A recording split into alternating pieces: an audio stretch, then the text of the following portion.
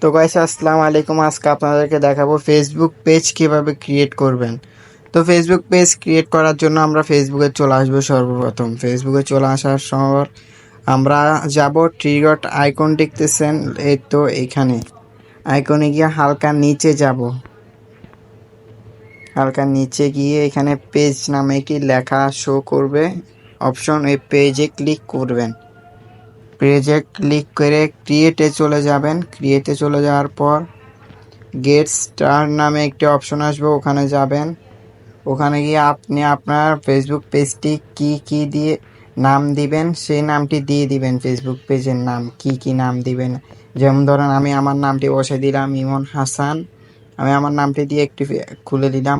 তারপর আপনি ফেসবুকে কি ক্যাটাগরি নিয়ে ভিডিও ছাড়বেন, আপনি ব্লগ, ফানি ভিডিও, যে কোনো রিলস, যে কোনো ধরনের ভিডিও ছাড়তে চান এখানে লিখে দিবেন। আমি লিখলাম ব্লগ, এখানে ব্লগ শোস ইন রিলস, তারপর মিউজিক, এখানে যে কোনো একটি আপনি আপনার মন মতো দিয়ে দিবেন।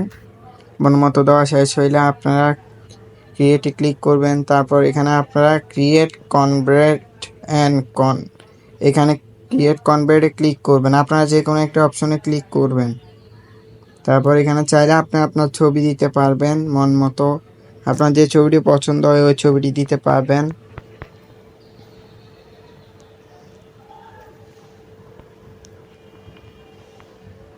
আমি কোনো ছবি দিব না, তাই জন্য আমি নেক্সটে ক্লিক করলাম।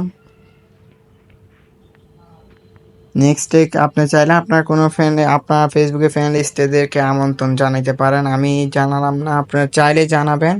তারপর আপনি এখানে দুইটা অপশন দেখবেন, দুটোই অপশন অন করে দিবেন। তারপর ডানে ক্লিক করবেন। তারপর আপনার ফেসবুক পেজটি ক্রিয়েট করা হয়ে যাবে।